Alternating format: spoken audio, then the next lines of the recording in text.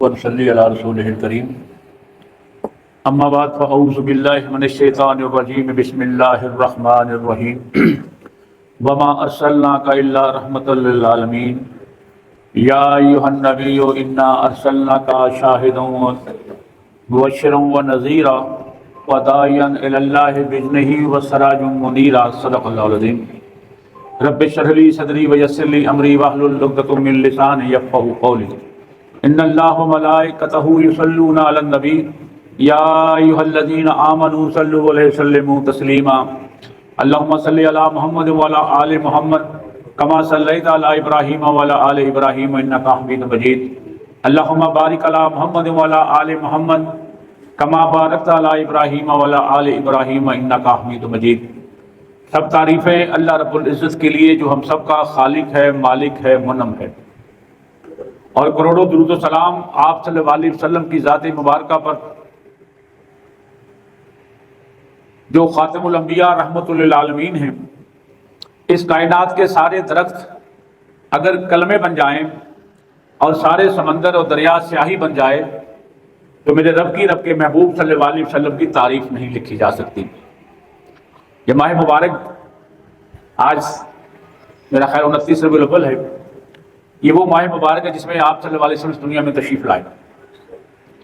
اس کائنات میں سب سے زیادہ خوشی اور مبارک کا لمحہ اس سے بڑھ کر نہیں جس گھڑی آپ صلی اللہ علیہ وسلم دنیا میں تشریف لائے،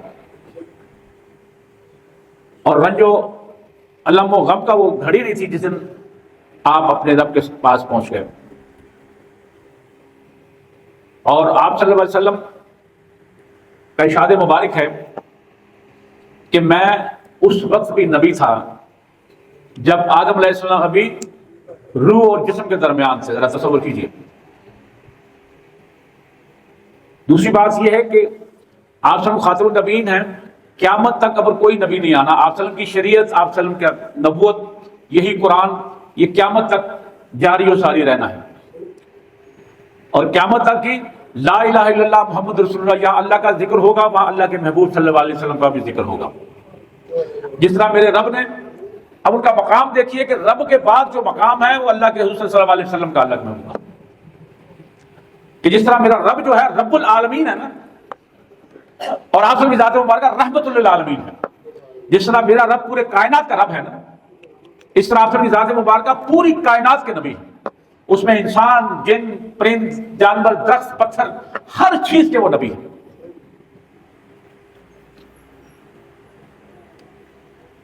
اور باقی نبی دیکھیے 1,24,000 میں چند ایک کا ذکر ہے، قرآن میں 26-27 کا ذکر ہے، اور قرآن کی بنیاد پر ہم کہتے ہیں جیسے حضرت ابراہیم علیہ السلام، ان کے بیٹے اسماعیل علیہ السلام، حضرت اسحاق علیہ السلام، ان کے بھتیجے لوط، 4 نبی ایٹ اے ٹائم تھے۔ کریا بستی بستی نبی اللہ نے بھیجے، اور آپ کی ذات مبارکہ اس پوری اسود و احمر بنا کر بھیجا جی آپ پوری کائنات کے لیے۔ اور یہی وہ چیز ہے کہ اللہ تبارک تعالیٰ نے 1,24,000 پیغمبر مبعوث فرمائے، اور ان کے لیے ہر ایک کی اپنی اپنی شریعت تھی، اور بنیاد تو وہی ہے، نماز، حج، روزہ، زکوٰۃ، حقوق اللہ، حقوق العباد۔ لیکن ایک کام ایسا ہے جو میرا رب بھی کر رہا ہے اور رب کے فرشتے بھی کر رہے ہیں، وہ آپ پر درود بھیجنا ہے۔ یہ وہ ہے ڈفرینشیٹ بیسیکلی، کہ جو کام میرا رب بھی کر رہا ہو۔ اندازہ لگائیے کہ کائنات یہ اربوں سال سے بنی ہوئی ہے۔ آدم علیہ السلام کو پیدا ہوا بھی 14,000 سال تقریباً ہوئے ہیں، اور یہ کائنات اربوں سال سے۔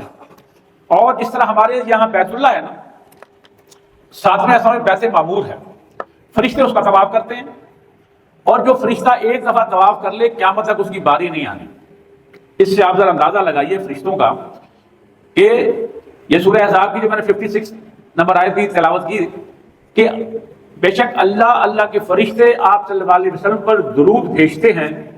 اے لوگوں جو ایمان لائے ہو، تم بھی آپ صلی اللہ علیہ وسلم درود و سلام بھیجا کرو۔ اس سے ایک نقطہ سامنے یہ آیا کہ یہ وہ کہ جو کام میرا رب کرے، رب کے فرشتے کریں، اس کا مطلب ہوا یہ تمام عبادات سے افضل کام ہے، وہ بھی ضروری ہے، فرائض میں سے ہے۔ اور یہ جو میرا رب بھی درود بھیج رہا ہے، رب کے فرشتے بھی بھیج رہے ہیں، اور ہمیں بھی کہا جا رہا ہے، اس لیے کہ یہ اتنی بڑی خوشی اور اتنی فضیلت ہمیں ملی ہے، مجھے اور آپ کو، اس امت کو، ہم اس پر جتنا ناز کریں اتنا کم ہے۔ کہ ہمیں اللہ نے انسان پیدا کیا، پھر مسلمان، اور مسلمانوں میں بھی آپ سب کی امتی بنایا۔ یہ وہ فضیلت ہے جس پر جتنا ناز کیا جائے وہ کم ہے، کیونکہ نبیوں نے اس خواہش کا اظہار کیا کہ کاش ہم نبی نہ ہوتے، آپ سب کے امتی ہوتے۔ یہ وہ فضیلت ہے جو مجھے اور آپ کو ملی ہے۔ تو قرآن نے کہا کہ کنتم خیر امۃ اخرجت للناس تأمرون بالمعروف وتنهون بالله، کہ جتنی امتیں اس دنیا میں بھیجی گئی تم سب سے بہتر ہو۔ کیوں بہتر ہو؟ جس طرح آپ صلی اللہ علیہ وسلم کی ذات مبارکہ امام الانبیاء ہے، اسی طرح آپ صلی اللہ علیہ وسلم کی امت تمام امتوں کی سردار ہے۔ ذرا تصور کیجئے یہ کتنی بڑی سعادت ہے مجھے اور آپ کو ملی ہے۔ اور جہاں یہ فضیلت و سعادت ملی ہے وہاں ایک ذمہ داری بھی ہمیں ملی ہے۔ پہلے تو ایک نبی کے بعد دوسرا نبی آ جاتا تھا، اب تو آپ صلی اللہ علیہ وسلم کوئی نبی نہیں آنا، اب یہ نبیوں والا سارا کام مجھ پر، آپ پر، مسلمان مرد عورت پر ہے کہ اس قرآن کو پڑھنا ہے، سمجھنا ہے، عمل کرنا ہے، لوگوں تک پہنچانا ہے، اس دین کو اپنانا ہے اور دوسروں تک پہنچانا ہے۔ یہ وہ کام ہے جو مجھ اور آپ پر ہے۔ اور ذرا تصور کیجئے کہ آپ صلی اللہ علیہ وسلم اس دنیا میں تشریف آوری سے پہلے جو معجزات میں 2 دن کا ذکر کرنا چاہوں گا۔ ایک تو آپ صلی اللہ علیہ وسلم کی پیدائش سے 50-55 دن پہلے ابراہہ جو تھا، جس نے مکہ کو ڈھانے کے لیے آیا، اور اللہ نے اپنے ابابیل بھیج کر اس کے ہاتھی اور تمام فوج خس و خاشاک کی طرف اس کو تباہ و برباد کر دیا۔ یہ بتلانا مقصود تھا، اور یہ ایک مکہ کو بچانے کے لیے ابابیل ایک ہی دفعہ آئے ہیں۔ اب قیامت تک اس مکہ کو بچانے کے لیے، خانہ کعبہ کو بچانے کے لیے کوئی ابابیل اللہ نہیں بھیجنا، اس کی حفاظت ہمارے ذمہ ہے۔ اور اسے 2 دفعہ جو ہے نقصان پہنچایا گیا، یزید کے دور میں بھی اور حجاج بن یوسف نے بھی، کہ عبداللہ بن زبیر کے خلاف انہوں نے یہاں خانہ کعبہ چڑھائی کی تھی۔ اور آپ کی اشارت مبارک ہے قیامت کے قریب ایک کالا حبشی باریک ٹانگوں والا اس خانہ کعبہ کی اینٹ سے اینٹ بجا دے گا، کوئی اللہ وہاں ابابیل نہیں بھیجے گا۔ وہ کیوں بھیجا؟ کہ اللہ کے محبوب سے دنیا میں تشریف لا رہے ہیں تاکہ دنیا میں ایک ریفرنس بن جائے کہ اس 50 دن کے بعد میرا محبوب اس دنیا میں تشریف لانے والا ہے۔ اور حضرت آپ نے دوسرے ارشاد یہ فرمایا کہ میں ابراہیم علیہ السلام کی دعا ہوں، حضرت عیسیٰ علیہ السلام کی بشارت ہوں، اور اپنی والدہ کا خواب ہوں۔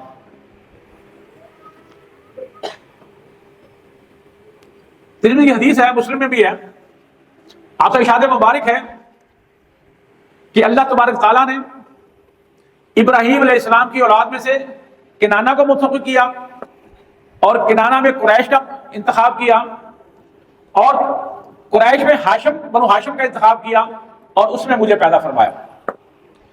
اور ترمذی کی حدیث ہے کہ جیسے عبداللہ بن عباس رضی اللہ تعالیٰ عنہ روایت کرتے ہیں کہ آپ صلی اللہ علیہ وسلم نے فرمایا کہ اللہ نے جب خلق کی تخلیق کی نا 2 گروہ میں، تو سب سے بہترین گروہ میں مجھے رکھا۔ یہ 2 گروہ سے مراد یہ ہے کہ ابراہیم علیہ السلام کے جو 2 بیٹے تھے نا، ایک حضرت اسماعیل علیہ السلام، وہ بنی اسماعیل کہلائے، اور دوسرے حضرت اسحاق علیہ السلام، ان کی اولاد بنی اسرائیل کہلائی۔ تو مجھے بہترین گروہ، تمام نبی جو ہیں وہ حضرت اسحاق علیہ السلام سے لے کے عیسیٰ علیہ السلام وہ اسی بنی اسرائیل میں سے پیدا ہوئے، اور بنی اسماعیل میں صرف آخری کی ذات مبارکہ دنیا میں تشریف لائی۔ اس لیے آپ فرمایا کہ میں بہترین، میرا گھرانہ سب سے بہترین، میری ذات سب سے بہترین۔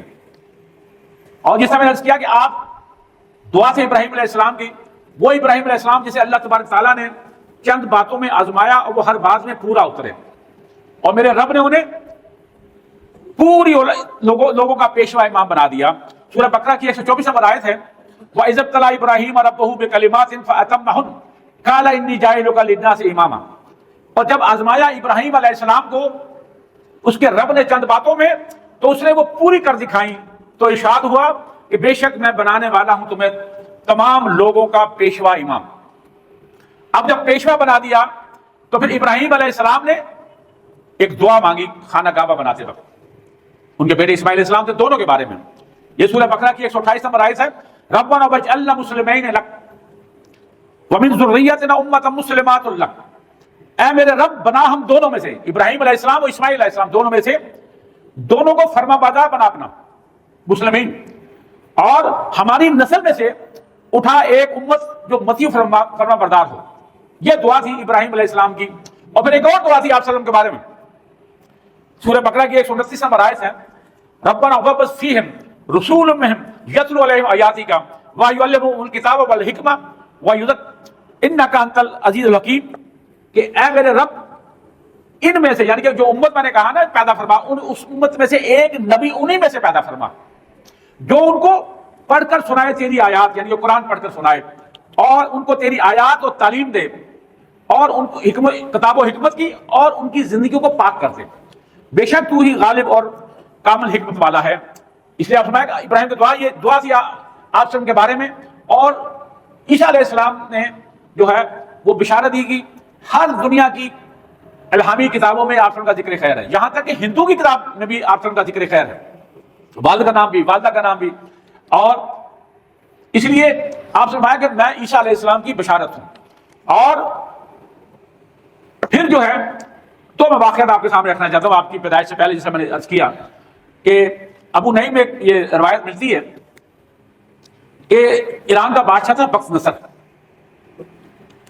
اسے خواب آیا، خواب بڑا اس کے لیے ڈراؤنا تھا، لیکن صبح وہ جب اٹھا وہ خواب بھول گیا، تو اس نے جتنے کاہن تھے رات انہیں بلایا، انہوں نے کہا یار میں نے خواب دیکھا تھا، خواب میں بھول گیا ہوں۔ تو انہوں نے کہا جب تک آپ خواب نہیں سنائیں گے تو ہم آپ کو تعبیر نہیں بتا سکتے۔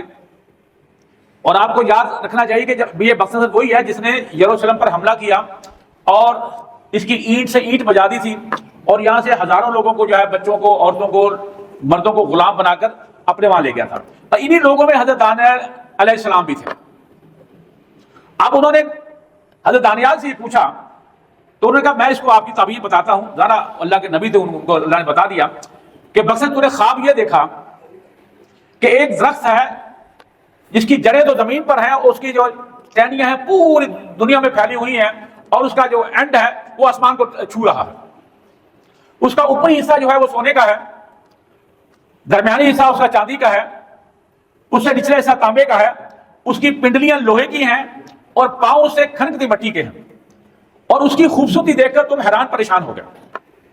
اچانک تم نے کیا دیکھا کہ آسمان سے اللہ نے ایک پتھر پھینکا اور اس نے وہ تمام بت کو ریزہ ریزہ کر دیا، وہ سب سونا، چاندی، تانبا، لوہا، مٹی ذرہ ذرہ ہو گیا۔ اور تم یہ پریشان تھے کہ اب اس کو اکٹھا کون کرے گا، یہ تو پوری دنیا اکٹھے نہیں کر سکتے، اور ہوا آئے گی اڑا کے لے جائے گی۔ تو حضرت دانیال علیہ السلام کہا کہ تمہیں یہی خواب آیا تھا؟ اس نے کہا یہی خواب آیا تھا۔ اب اس کی تعبیر انہوں نے بتلائی کہ بیسیکلی وہ جو پتھر تھا وہ اللہ کا دین تھا، اور اس سے پہلے پہلی امتیں، درمیانی اور اخروی تمام امتیں جو تھی یہ ان کا خاتمہ تھا، اور اللہ نے اپنے نبی کو اس دنیا میں پیدا کرنا ہے جس نے تمام ادیان پر اپنے دین کو غالب کر دینا ہے۔ اور ایسا ہی خواب جو ہے آپ کے دادا عبد المطلب، وہ بھی دیکھا، یہ بھی ابو نعیم نے اسے رقم کیا ہے۔ عبد المطلب کہتے ہیں کہ میں خانہ کعبہ میں سو رہا تھا کہ کیا میں دیکھتا ہوں کہ مجھے خواب میں ایک درخت دیکھتا ہوں میں، اور اس کے اوپر نور ہے جو سورج سے بھی مجھے ایسے لگا جیسے کئی گنا بڑھ کر وہ چمکدار تھا، اور میں بڑا حیران و پریشان ہوا، اور اس کی شاخیں ہیں کہ بڑھتی چلی جا رہی ہیں 400، اور کچھ لوگ جو ہیں قریش کے لوگ اس کے ساتھ چمٹے ہوئے ہیں ٹہنیوں کے ساتھ، اور کچھ لوگ اس کی جڑوں کو کاٹنے کی کوشش کر رہے ہیں۔ میں کیا دیکھتا ہوں کہ انتہائی حسین و جمیل نوجوان وہ تشریف لاتے ہیں کہ میں نے اس سے زیادہ خوبصورت نوجوان نہیں دیکھا تھا اپنی زندگی میں۔ اس کے کپڑے بڑے معطر ہیں، خوشبودار ہیں، اور اس نے وہ لوگ جو درخت کے اس کے جڑیں کاٹے تھے ان کی آنکھوں کاٹنا، انہیں جو ہے وہ قتل کرنا شروع کر دیا۔ تو میں بڑا پریشان ہوا، میں نے کچھ ہاتھ بڑھانے کے اپنے اس ٹہنی کو پکڑنے چاہا تو مجھے وہ ٹہنی پکڑائی نہ دی۔ تو میں نے سوال پوچھا کہ اس کے ساتھ اس کے حقدار کون زیادہ ہوں گے؟ کہا کہ ان کے ساتھ مستقل جو چمٹے ہوئے ہیں یہ قریشی نوجوان تھے بیسیکلی۔ اور وہ جب صبح اٹھے تو انہوں نے اپنے خواب ایک راہب کو سنایا، تو اس نے جب خواب سن کر عبد المطلب کہتے ہیں کہ میں نے جب اس کا چہرہ دیکھا تو اس کا رنگ پک ہو گیا تھا۔ اس نے بتلایا کہ تمہاری پشت میں سے ایک نبی پیدا ہوگا اور جس کے دین کی روشنی اس پوری دنیا میں پھیل جائے گا۔ اور جیسا میں عرض کیا کہ وہ گھڑی اس کائنات کی سب سے مبارک گھڑی جس گھڑی میں آپ تشریف لائے، اور آپ صلی اللہ علیہ وسلم، روایتیں مختلف ہیں، 9 بھی ہے، 8 بھی ہے، 12 بھی ہے، 12 ربیع کو آپ صلی اللہ علیہ وسلم صبح اس دنیا میں تشریف لائے۔ آپ کی والدہ ماجہ فرماتی ہے کہ بہت سارے معجزات اس وقت ہوئے، جب آپ دنیا میں تشریف لائے تو میرے جسم سے ایک نور نکلا کہ روم کے سارے محل روشن ہو گئے اور کسرا کے محل کے 14 کنگرے گر گئے. تیسرا یہ ہے کہ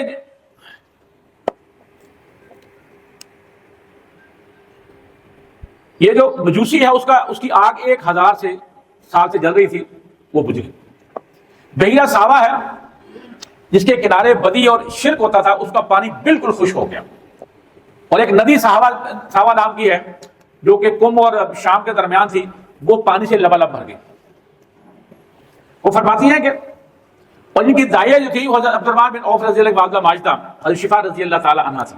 وہ فرماتی ہے جب آپ دنیا میں تشریف لائے آپ کا جسم بالکل خشک اور صاف اور کستوری سے بھی زیادہ خوشبودار تھا. آپ کی ناف کٹی ہوئی تھی، آپ مختلف سے خطرے ہوئے تھے. ایک روایت میں ساتھ میں یہ بھی روایت ملتی ہے. اور آپ کا چہرہ مبارک 14ویں کا جو چاند ہوتا ہے اس سے زیادہ روشن تھا. اور آپ کی جو آنکھیں ہیں، یہ سفیدی ہماری آنکھوں میں نہیں ہوتی، اس میں ڈورے تھے، سرخ ڈورے، اور آنکھوں میں ایسے تھا جیسے سرمگی، جیسے سرما ڈالا ہو. اور آپ کی پشت مبارک پر مہر نبوت تھی. وہ فرماتی ہے کہ میں نے ان کا نام احمد رکھا، آپ صلی اللہ علیہ وسلم کا نام، کیونکہ پچھلی کتابوں میں احمد ہے صلی اللہ علیہ وسلم. اور ان کے دادا کو جب پیغام گیا تو وہ خوشی خوشی آئے تو اٹھا کے وہ حرم پاک میں لے گئے. تو روایت میں آتا ہے کہ راستے میں جنہوں نے بھی دیکھا تو انہوں نے کہا اس سے خوش بچہ ہم نے آج تک نہیں دیکھا. تو اس کا نام بھی پھر وہی رکھا گیا، محمد صلی اللہ علیہ وسلم. اس کا مطلب ہے ایسا کہ جس کی بہت زیادہ تعریف کی جائے، حد سے زیادہ تعریف ہے. یہ مبالغہ کا صیغہ جو ہوتا ہے نا ہمارا، اس سے. اور اس میں کوئی شک والی بات نہیں ہے کہ اللہ تبارک تعالیٰ نے قرآن میں فرمایا کہ وَرَفَعْنَا لَكَ ذِكْرَكَ، یعنی کہ جتنی مخالفت آپ صلی اللہ علیہ وسلم کی مکی دور میں 13 سال میں ہوئی اور 10 سال میں جنگ و جدل ہوا، لیکن قیامت تک ہر لمحے آپ صلی اللہ علیہ وسلم کا ذکر خیر اس کائنات کی ہر گھڑی میں ہونا ہے اور ہو رہا ہے. جیسے مشرق بعید سے آپ دیکھ لیجئے، ملائیشیا یہاں سے اور مغرب میں امریکہ تک، کائنات کا ایک لمحہ ایسا نہیں ہے جس میں اللہ کا ذکر نہ ہو رہا ہو، اللہ کے محبوب صلی اللہ علیہ وسلم کا ذکر خیر نہ ہو رہا ہو. اور کوئی گھڑی ایسی نہیں ہوتی جس میں آپ صلی اللہ علیہ وسلم پر درود و سلام نہ بھیجا جا رہا ہو.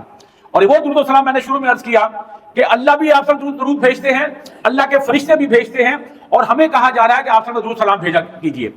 کہ یاد رکھیے کہ وہ کام جو میرا رب بھی کر رہا ہے، رب کے فرشتے بھی کر رہے ہیں، یہ کام ہماری تمام عبادات سے بڑھ کر ہے، افضل ہے، وہ بھی ضروری ہے، فرائض میں شامل ہے. اب دیکھیے آپ سے فرمایا کہ جو مجھ پر ایک مرتبہ درود و سلام بھیجتا ہے، اللہ اس کے 10 درجے بلند کرتے ہیں، 10 نیکیاں اس کے نامہ اعمال میں شامل کر دی جاتی ہیں، 10 برائیاں اس کے نامہ اعمال سے نکال دی جاتی ہیں. اور حضرت جابر عبداللہ رضی اللہ روایت کرتے ہیں کہ آپ فرمایا کہ جو مجھ پر دن میں 100 مرتبہ درود و سلام بھیجتا ہے، اللہ اس کی 30 دنیاوی اور 70 اخروی حاجات پوری فرما دیتے ہیں. اور ایک حدیث میں آپ فرمایا کہ جو مجھ پر ایک مرتبہ درود بھیجتا ہے، میرا رب اس پر 10 مرتبہ اپنی سلامتی بھیجتا ہے. اور جو مجھ پر درود سلام بھیجتا رہتا ہے، میرا رب اس کے فرشتے اس شخص پر درود و سلام بھیجتے رہتے ہیں. فرمایا کہ بخیل ہے وہ شخص جس کے سامنے میرا نام نامی لیا جائے اور میرا درود و سلام نہ بھیجے. اور جو مجھ پر زیادہ سے زیادہ درود و سلام بھیجے گا وہ قیامت کے روز میرے ساتھ یوں ہوگا. حضرت ابو ہریرہ رضی اللہ تعالیٰ روایت کرتے ہیں کیا فرمایا کہ مجھ پر زیادہ سے زیادہ درود سلام بھیجا کرو، یہ تمہارے لیے پاکیزگی کا باعث ہے، اور میرے لیے وسیلہ کی دعا مانگا کرو. سوال کیا کہ یا رسول اللہ یہ وسیلہ کیا ہے؟ فرمایا کہ وسیلہ جنت کا ایک اعلیٰ مقام ہے جو ایک ہی شخص کو ملے گا، اور مجھے میرے رب سے امید ہے کہ مجھے ملے گا انشاءاللہ، وہ آپ ملنا بھی آپ کو ہی گا. اور حضرت عبدالرحمن بن عوف رضی اللہ عنہ روایت کرتے ہیں، لمبی حدیث میں اس کا آخری حساب کے ساتھ رکھنا چاہوں گا کہ آپ نے فرمایا کہ میرے رب نے، یہ حدیث قدسی ہے بیسیکلی، اے میرے محبوب جو تجھ پر درود بھیجے گا میں اس پر اپنی برکتوں کا نزول کروں گا، اور جو تجھ پر سلام بھیجے گا میں اس پر اپنی سلامتی بھیجوں گا. اور حضرت عبداللہ بن عمر بن عاص رضی اللہ روایت کرتے ہیں کہ آپ صلی اللہ علیہ وسلم نے ارشاد فرمایا کہ جب بھی تم اذان کی آواز سنو اسے لٹاؤ. تمام الفاظ لٹانے چاہیے اور حی علی الصلاۃ حی علی الفلاح پر لاحول پڑھنا چاہیے. اس کے پڑھنے کے بعد جو دعا مانگے گا اور مجھ پر درود بھیجے گا، قیامت کے روز اس کی شفاعت مجھ پر واجب ہو جائے گی. اور حضرت عمر سے بھی رضی اللہ روایت ہے اور حضرت مسیب رضی اللہ روایت ہے، آپ فرمایا کہ جو دعا تم کرتے ہو اس سے پہلے اللہ کی حمد و ثنا کرو، پھر مجھ پر درود و سلام بھیجو، پھر اپنے حاجات مناجات مانگو، اور پھر اللہ کی حمد و ثنا و درود، وہ دعا ڈائریکٹ اللہ کے پاس پہنچے گی۔ ورنہ زمین و آسمان کے درمیان ایک پردہ حائل ہے، جس دعا میں اللہ کی حمد و ثنا اور آپ سے درود سلام نہیں ہوگا وہ پردہ نہیں جلتا، وہ دعا یہی رہ جاتی ہے۔ اور حضرت ابی بن کعب رضی اللہ تعالیٰ روایت کرتے ہیں کہ جب مجھے پتہ چلا تو پھر میں نے آپ سے پوچھا کہ یا رسول اللہ، میں اپنی نماز کے بعد دعا میں آپ پر کتنا درود سلام بھیجوں؟ کیا اپنی اس وقت کا 1/4 درود باقی دعا مناجات آپ سے، میں بھائی کچھ اور کر لو، یہ تمہارے لیے بہتر ہے۔ انہوں نے کہا یا رسول اللہ پھر آدھا درود و سلام آدھی دعا، آپ سے میں بھائی کچھ اور کر لو تمہارے لیے بہتر ہے۔ تو ان کا میں نے 3 حصے، پھر درود پھر 1 حصہ دعا، اگر اور کر لو تو تمہارے لیے بہتر ہے۔ تو یا رسول اللہ پھر تو ساری دعا جو ہے وہ درود ہو جائے گی۔ آپ سے فرمایا اگر ایسا ہو جائے، اگر یہ یقین تمہارے دلوں میں پیدا ہو جائے، دیکھیے تو پھر میرا رب تمہاری دنیا بھی اور تمہاری آخرت بھی سنوار دے گا، تمہارے گناہ بھی معاف کر دے گا۔ میرا رب جو ہے، میں اب بول رہا ہوں میرا رب وہ بھی سن رہا ہے، میں آواز نہ نکالوں لب پھڑپڑاؤں میرا رب وہ بھی سن لیتا ہے، میں دل میں سوچوں میرا رب وہ بھی جان لیتا ہے۔ تو لہذا ہمارے دل میں جو ہم لوگ جو مانگنا چاہتے ہیں میرے رب کو تو وہ معلوم ہے۔ اگر ہم اللہ کے محبوب صلی اللہ علیہ وسلم درود السلام ہی بھیجتے چلے جائیں تو پھر میرا رب ہماری ساری حاجات جو ہے وہ پوری فرما دیتے ہیں، ہماری دنیا بھی اللہ آسان کرتے ہیں اور آخرت جو ہے آسان فرما دیتے ہیں۔ اب دیکھیے پھر آپ صلی اللہ علیہ وسلم، میں چند منٹوں میں اس کو کنکلوڈ کرنا چاہتا ہوں۔ آپ صلی اللہ علیہ وسلم کو چند دن آپ کی والدہ ماجہ دودھ پلایا، پھر ابو لہب کی لونڈی تھی حضرت سویبہ رضی اللہ تعالیٰ عنہ، انہوں نے دودھ پلایا، اور ابو لہب نے اپنی لونڈی کو آزاد کر دیا تھا اپنے بھتیجے کی خوشی میں۔ حضرت عباس روایت کرتے ہیں رضی اللہ تعالیٰ عنہ کہ میں نے خواب میں ابو لہب ملا، پریشان حال ہے زیادہ، تو پوچھا کہ کس حال میں؟ وہ کہتا برا حال ہے، لیکن جب آپ سے ان کی پیدائش ہوتی ہے، میں نے اپنی جب لونڈی آزاد کی تھی تو اللہ میری اس 2 انگلی میں تھوڑا پانی پیدا فرما دیتے ہیں، وہ میں چوس لیتا ہوں اور میرے عذاب میں تھوڑی سی تخفیف ہو جاتی ہے۔ صرف لونڈی کو آزاد کیا تھا۔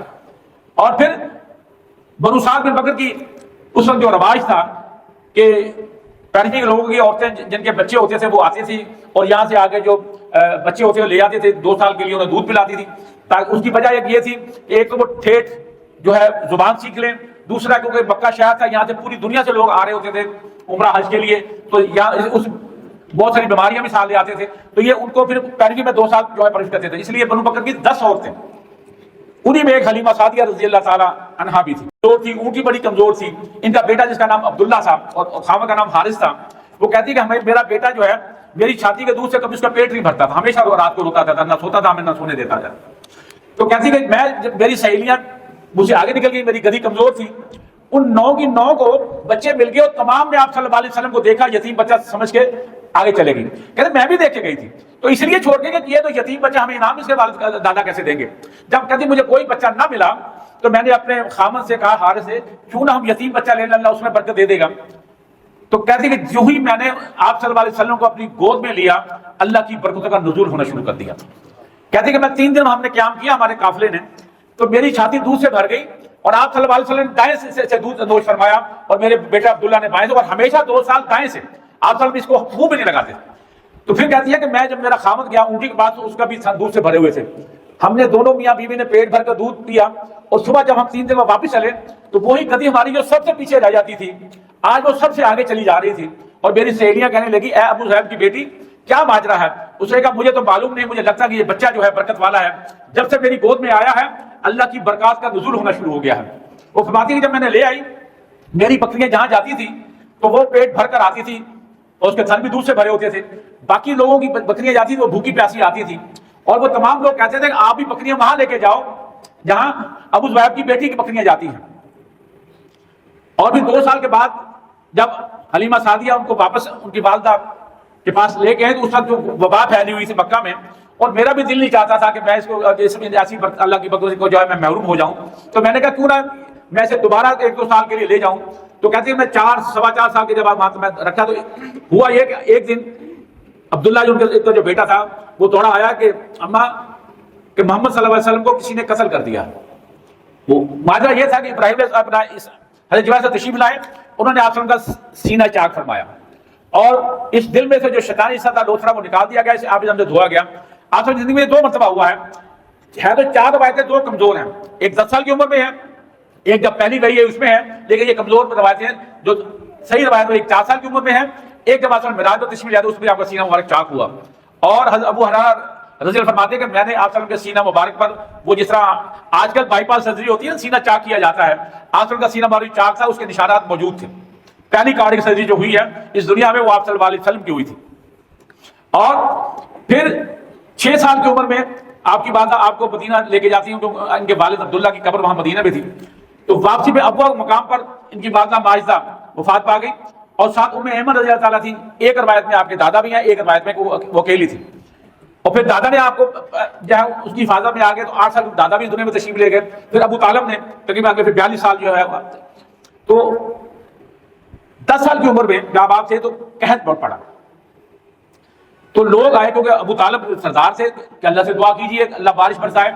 تو ابو طالب جو تھے آنچل کو لے کر کے اس وقت 10 سال کے تھے، آپ کی جو پشت مبارک تھی وہ خانہ کعبہ کے ساتھ لگا دی، اور انہوں نے کہا کہ دعا کیجیے. روایت میں آتا ہے کہ سورج چمک رہا تھا جب آپ وہاں گئے، آنن فانن اللہ نے بادل لے کے آئے اور جل تھل ہوگی پورے مکہ میں.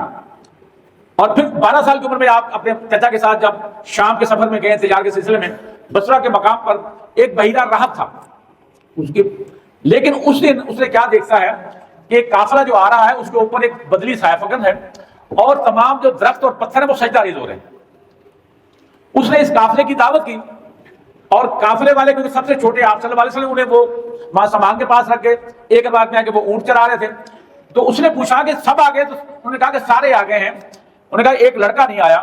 انہوں نے دل میں سوچا کہ اسی کی وجہ سے میں آپ کو یہاں آپ کی دعوت کر رہا ہوں. وہ جب بلایا جاتا ہے روایت میں آتا ہے کہ انہیں باہر ہی بٹھایا، درخت کے نیچے بیٹھے ہوئے تھے، تو دھوپ میں بٹھا دیا گیا. تو وہ درخت کا جو تھی ٹہنی اس نے بڑھ کر وہ آسمان پر سایہ فکن ہو گئی. اس نے کہا کہ اس کا والد کون ہے؟ تو یہ ان کی کتابوں میں لکھا ہوا تھا. تو ابو طالب نے کہا میں اس کا والد ہوں. اس نے کہا نہیں، ہماری کتابوں میں ہے کہ اس کا والد فوت ہو چکا ہوگا. ہاں، اس نے کہا ہاں والد فوت ہو چکا ہے، میں اس کا چچا ہوں. اس نے جب آپ کی پشت مبارک دیکھی تو کہا ہماری کتابوں میں لکھا ہے کہ یہ رحمت اللہ عالمین اللہ بنا کر بھیجے گا نبی، یہ وہی ہے، یہ مہر نبوت ہمیں بتلا رہی ہے. تو میں آپ کو مشورہ دوں گا کہ اسے شام نہ لے کے جائیں، کیونکہ یہودی کے آپ کو نقصان نہ پہنچا دیں. کیونکہ یہودی جو تھے بیسیکلی کیوں مخالف ہوئے تھے؟ حالانکہ وہ خود کہا کرتے تھے، اور خجل دو جو مدینے کے قبائل سے کچھ دن ٹھہر جو ہمیں ایک نبی پیدا ہونا ہے، پھر ہم آپ سے وہ بدلے لیں گے. تو وہ نبی آ گیا بنی اسماعیل میں، بنی اسرائیل کی بجائے، تو انہوں نے مخالفت شروع کر دی. تو اسی طرح اب ویسے سے پہلے کہ میں 2 واقعات آپ کے سامنے رکھنا چاہتا ہوں، معجزات جو ہیں. ایک حضرت طلحہ بن عبید اللہ رضی اللہ تعالیٰ اشرف مبشر ہیں، وہ قریشی ہیں. وہ کہتے ہیں کہ میں تجارت کے سلسلے میں شام گیا ہوا تھا، تو وہاں ایک راہب نے سوال کیا لوگوں سے کہ یہاں کوئی اگر مکہ کا رہائشی ہو تو اسے ملایا جائے. تو میں نے کہا میں مکہ سے آیا ہوں، قریشی ہوں. اس نے کہا کہ کیا مکہ میں کسی احمد کا نزول ہو چکا ہے صلی اللہ علیہ وسلم؟ اس نے کہا کون احمد؟ انہوں نے کہا احمد بن عبد المطلب. تو میں نے کہا مجھے تو نہیں معلوم. کہا کہ آخری جو نبی اس دنیا میں آنا ہے اس کا نزول ہو چکا ہے. اور کہتے ہیں کہ میں اپنا سامان سمیٹا، جو تھا سامان لیا، میں واپس لیا. اور ان کے دوست ہیں حضرت ابوبکر صدیق رضی اللہ تعالیٰ. کہتا میں سیدھا ان کے پاس گیا تو مجھے پتہ چل چکا تھا کہ آپ صلی اللہ علیہ وسلم نے نبوت کا اعلان فرما دیا ہے، اور ابوبکر رضی اللہ عنہ ان کی جو ہے وہ بھی مان لے آئے ہیں. تو کہتے ہیں میں نے انہیں جا کر کہا کہ آؤ عبادت کرنے چلیں. ابوبکر فرماتے ہیں کس کی عبادت؟ کہا لات کی. لات وہ ایک بت تھا جسے وہ اللہ کی بیٹی سمجھتے تھے. تو ابو فرماتے ہیں کہ میں نے کہا، انہوں نے کہا کہ لات کون؟ اللہ کی بیٹی. کہا اگر یہ اللہ کی بیٹی ہے تو اس کی ماں کون ہے؟ تو کہا میرے ذہن میں فوراً آیا کہ یہ ابوبکر صحیح کہہ رہے ہیں. اور پھر میں نے ان پہ جو ہے کلمہ پڑھا اور آپ کی خدمت میں حاضر ہوئے. میں جب وہاں گیا تو میں نے آپ صلی اللہ علیہ وسلم کو راہب والی بات سنائی تو آپ صلی اللہ علیہ وسلم مسکرا دیا. حضرت ابو فرماتے ہیں مجھ سے میرے ساتھ بھی ایسے ہوا. آپ صلی اللہ علیہ وسلم سے پہلے میں بھی شام میں موجود تھا. یہ بہت بڑے کاروباری تھے، ان کا اچھا خاصا کاروبار تھا. کہتے ہیں میں سویا تھا وہاں تو مجھے ایک خواب آیا کہ آسمان سے ایک نور اترا ہے، وہ خانہ کعبہ سارا منور ہو گیا اور اس کی روشنی بھی پھیل گئی ہے، اور کچھ نور کا ایسا میرے گھر میں آیا، میرا گھر بھی روشن ہو گیا. صبح میں نے ایک راہب سے اس کی تعبیر پوچھی اور اس نے کہا کہ تمہارا نام کیا ہے؟ میں نے کہا میرا نام عبد الکعبہ ہے. ان کا نام پہلے عبد الکعبہ تھا، آپ صلی اللہ علیہ وسلم نے نام عبداللہ رکھا تھا. ان کی جو کنیت تھی ابوبکر تھی اور لقب صدیق تھا رضی اللہ تعالیٰ. تو میں نے کہا میں قریشی ہوں، مکہ سے آیا ہوں، تجارت کرتا ہوں. تو اس نے اس کی تعبیر یہ بتائی کہ جو آخری نبی آنے والا ہے اس کا نزول ہو چکا ہے اور تم اس کے ساتھی ہو گے. تصور کیجئے ذرا.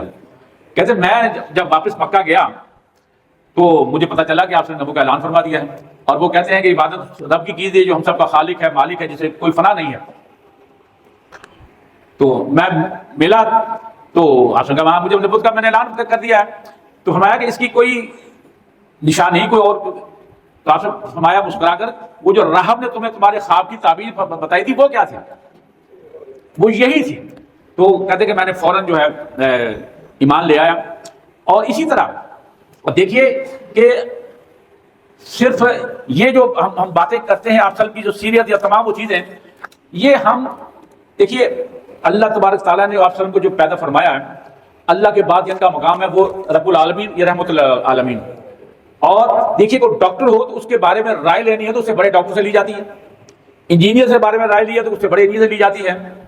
اور آپ کی تعریف میں اور آپ کوئی کر ہی نہیں سکتا, ہماری عقل, ہماری دانش, ہمارا شعور وہاں تک پہنچ ہی نہیں سکتا. کیونکہ علامہ اقبال نے بہت پیارا شعر جو کہا ہے وہ دانائے ختم رسول مولا کل, جس نے غبار راہ کو بخشا فروغ وادی سینہ, نگاہ عشق و مستی میں وہی اول وہی آخر, وہی قرآن وہی فرقان وہی یاسین وہی طٰہٰ. اور شیخ سعدی نے کیا خوب کہا ہے, کہا کہ یا صاحب الجمال یا سید البشر. آگے تو عربی والے جملے ہیں اس کے ساتھ من وجهك المنیر لقد نور القمر, یعنی کہ آپ سورج چاند سے بھی زیادہ حسین اور خوبصورت سے. لا يمكن الثناء كما كان حقه, یعنی کہ ہم آپ کی ثنا, آپ کی تعریف, آپ کی نعت بیان کر ہی نہیں سکتے, کیونکہ بعد از خدا بزرگ تو ہی قصہ مختصر, کہ رب کے بعد جو ہے وہ آپ وسلم کا ذکر خیر ہے, آپ کا مقام ہے بیسیکلی. آپ اس لیے مرزا غالب نے عربی کا شعر ہے, میں اس کا ترجمہ آپ کے سامنے رکھنا چاہتا ہوں. وہ کہتے ہیں کہ آج وسلم کی ثنا اور نعت میں اور میرا مقام کیا, آج وسلم کی ثنا اور تعریف تو میرا رب ہی کر سکتا ہے, جو میرے رب کے بارے میں. دیکھیے اللہ کے رسول صلی اللہ علیہ وسلم کی ایسے ایک نبی کی ہے, اور وہ کیونکہ امام الانبیاء ہیں, کوئی نبی بھی ان کے بارے میں اس طرح اللہ نے تمام نبیوں کی خصوصیات یکجا کر دی آپ کی ذات مبارک میں, اور ان کی تعریف میرا رب ہی کر سکتا ہے, میں اور آپ نہیں کر سکتے. اور اس تقاضا اس کا کیا ہے کہ اللہ کے رسول صلی اللہ علیہ وسلم نے زندگی کے ایک ایک چیز, قرآن کو پڑھنا, سمجھنا, عمل کرنا اور لوگوں تک پہنچانا, آج کی سیرت کا ایک ایک, آپ کے اخلاق کیسے تھے, آپ کا اٹھنا, آپ کا بیٹھنا, آپ کا کھانا, آپ کا پینا, اپنے پراؤں سے, دشمن سے, تمام سے صلح, جنگ میں, تمام وہ چیزیں, آج کی ایک ایک حدیث کو زندہ کرنا 100 شہداء کا ثواب ہے. اور آپ صلی اللہ علیہ وسلم کا ارشاد مبارک ہے کہ صحیح مسلم کی حدیث ہے کہ اللہ تبارک تعالیٰ نے مجھے 5 چیزوں میں فضیلت بخشی ہے تمام نبیوں پر. نمبر 1, مجھے اصل آمر بنا کر بھیجا گیا. ہر نبی اپنی قریب بستی آئے, اللہ کے وسلم اس پوری کائنات کے نبی ہیں, اور قیامت تک کے لیے, انسانوں کے لیے, جنوں کے لیے, جانور, پرند, چرند, درخت, ہر چیز. کیونکہ آپ صلی اللہ علیہ وسلم کے ہاتھ مبارک میں, ہتھیلی میں کنکریاں بھی تسبیح پڑھ رہی ہوتی تھی. اور آپ صلی اللہ علیہ وسلم ایک دفعہ یوں 5 انگلیوں سے پانی کے جو چشمے پھوٹے, 1400 لوگوں نے اپنے جانوں کی اپنی مشکیں بھی بھر لی. اور آپ صلی اللہ علیہ وسلم کا جو جسم مبارک کا جو پسینہ تھا یہ خوشبودار تھا کہ جس گلی سے گزر جاتے تھے وہ گلی بتلاتی تھی کہ اللہ کے رسول یہاں سے گزر چکے. اور آپ کو پسینہ بڑا آتا تھا. حضرت انس بن مالک رضی اللہ تعالیٰ عنہ کی والدہ ماجدہ ام سلمہ نے فرماتی کہ جب آپ کلولہ فرماتے, دوپہر کو آپ کا معمول تھا کلولہ کھانے کے بعد آرام فرمانا, تو آپ کو پسینہ بڑا آتا تھا کہ کپڑا جسم مبارک سے اترا تھا, میں شیشے میں پانی کے پسینے اکٹھے کر دی. ایک دن آپ سے آنکھ کھل گئی کہ ام سلمہ یہ کیا کر رہی ہوں؟ کہا یا رسول اللہ, میں آپ کا پسینہ اکٹھا کرتی ہوں, اتنا خوشبودار ہے, میں باقی خوشبو ملاتی ہوں, خوشبو کئی گنا بڑھ جاتی ہے, تو میں اپنی سہیلیوں کو دیتی ہوں جو اپنی بیٹیوں کو تحفے میں دیتی ہوں. اور حدیث میں آتا ہے کہ آپ صلی اللہ علیہ وسلم حضرت عبداللہ بن قرار روایت کرتے ہیں کہ آپ صلی اللہ علیہ وسلم جب وضو فرماتے تھے, صحابہ آپ کے پانی وضو کا زمین پر نہیں گرنے دیتے تھے, جسم مل لیتے تھے. آپ صلی اللہ علیہ وسلم کے جسم میں جو چیز لگ گئی وہ متبرک ہو جاتی ہے. اور کیونکہ آپ صلی اللہ کا جبہ مبارک حضرت ام سلمہ کے پاس تھا, وہ کہتے ہیں کہ جب بھی کوئی بیمار آتا میں اس کا دھومن پلاتی, وہ شفا یاب ہو جاتا. جب میں صحیح حدیث کی بات کر رہا ہوں. اور حضرت اسماء بنت ابو بکر فرماتی کہ میرے پاس آپ کا بال مبارک تھا, کوئی بیمار آتا اس کا میں دھومن پلاتی, وہ شفا یاب ہو جاتا. آپ کا لعاب مبارک جس کڑوے کنویں میں گر گیا وہ آج تک میٹھا چلا جا رہا ہے. وہ جنگ احزاب کے موقع پر جب حضرت جابر بن عبداللہ رضی اللہ کی بیوی نے جب دیکھا کہ صحابہ نے 2 پتھر باندھ رکھے تھے, ایک آپ نے 2 پتھر باندھے تھے, انہوں نے بکری کا بچہ ذبح کیا, تو تو انہوں نے کہا کہ یا رسول اللہ سے چند لوگ لے آئیے، آپ کے لیے کھانا بنا ہے۔ آپ نے جو 3000 لوگ تھے سب کو بلا لیا، کہا کہ میرے آنے تک نہ آٹے کا پیڑا بنانا ہے نہ ہنڈیا کا ڈھکن اٹھانا ہے۔ آپ نے دونوں میں اپنا لوہا مار لایا تو 3000 لوگوں نے کھانا کھا لیا، ہنڈیا کے بھری کی بھری ہوئی ہے اور آٹا اتنے کا اتنا ہی ہے۔ اس طرح ہزاروں معجزات جو آج کی زندگی سے وابستہ ہیں، لیکن سب سے بڑے جو معجزہ ہیں وہ شق القمر ہے، قرآن ہے اور آپ کا معراج پر جانا ہے۔ تو کنکلوڈ یہ ہے کہ ہمیں آپ کی سیرت کو اپنانا ہے۔ یقین جانیے کہ آج یہ تمام مسائل جو جسے ہم گھرے ہوئے ہیں، اس کی ایک ہی وجہ ہے ہماری قرآن سے دوری اور آپ کی سیرت کو ہم نے نہیں اپنایا۔ جب ہم نے قرآن و حدیث کو چھوڑا ہے تو ہم 1.5 ارب سے زیادہ ہونے کے باوجود بھی ذلیل و رسوا ہو، پوری دنیا میں ہمارا تنکے سے زیادہ ہمارا مقام نہیں ہے۔ اللہ تعالیٰ سے دعا ہے کہ اللہ تبارک و تعالیٰ ہمیں قرآن کو پڑھنے سمجھنے عمل کرنے کی توفیق عطا فرمائے۔ جزاک اللہ، احسن جزا فما علینا۔